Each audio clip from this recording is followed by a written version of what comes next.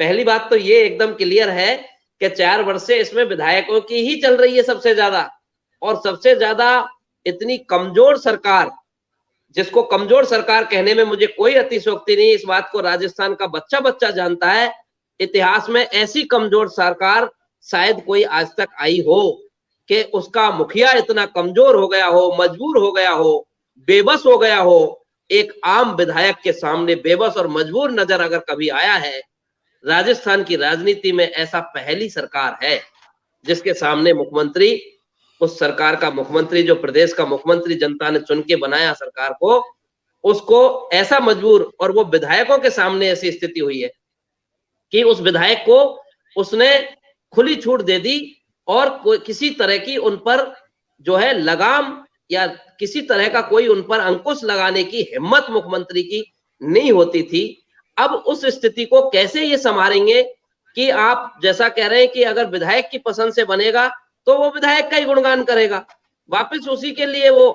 काम करेगा, और अगर नहीं बनेगा तो जहां विधायक का कमजोर होगा तो वहां वो संगठन मजबूत हो जाएगा, अन्यथा वहां पे भी संगठन कमजोर होना है। तो कुल मिला के अंतोगत्वा इनकी विदाई का तय हो गया, संगठन खत्म है, कांग्रेस खत्म है। इस व्यवस्था से कुल मिला के नुकसान कांग्रेस का ही है पूरी तरह से, इसमें दूसरा किसी का कोई वजूद नहीं है, और कोई किसी का इसमें कोई किसी को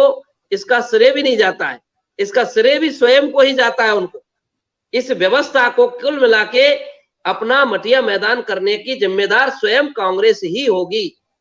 और उनके 4 साल का जो सरकार का कार्यकाल रहा है वो भी उसका एक माइलस्टोन बनेगा कि एक विधायक को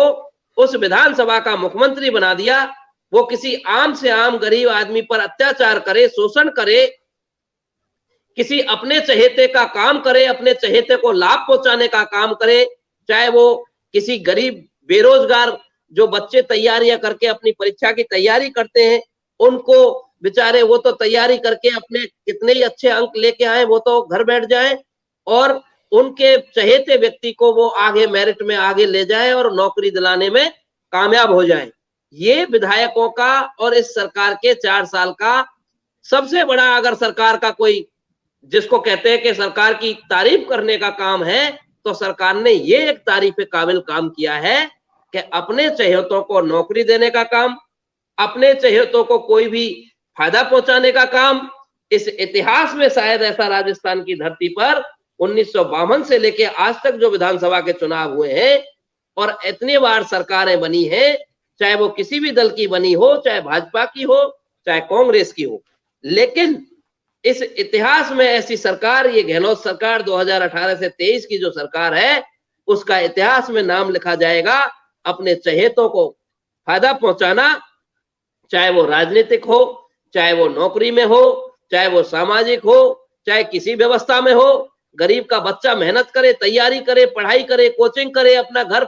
का, उसके पिताजी बेचारे गरीब अपने कर्ज करके भी अपने बच्चे को पढ़ाने का काम करते हैं, उनकी नौकरियों पे डाका डालने का काम इस कांग्रेस सरकार के और इस राजस्थान के कांग्रेस के विधायकों ने मुख्यमंत्री की मजबूरी का फायदा उठा करके अपने घर में से 4-4 आरएस बना देते हैं प्रदेश के अध्यक्ष और कांग्रेस के पूर्व शिक्षा मंत्री। मैं ये भी कहने में अतिशयोक्ति नहीं है डोटासरा जी, जो बात करते हैं आरपीएससी को अपने घर की दुकान समझते हैं। आरपीएससी में जैसा उन्होंने घोटाले किए हैं और अपने चहेतों को आरएस बनवाया है, एक ही घर के 3-3, 4-4 बच्चे घर के आरएस बन जाए, और गरीब का बच्चा जो 60-70% बेचारा रात और दिन मेहनत कर रहा है, अपना उसका गरीब बाप बेचारा कहां से पैसा लेके उसकी तैयारी करवा रहा है, कोचिंग करवा रहा है,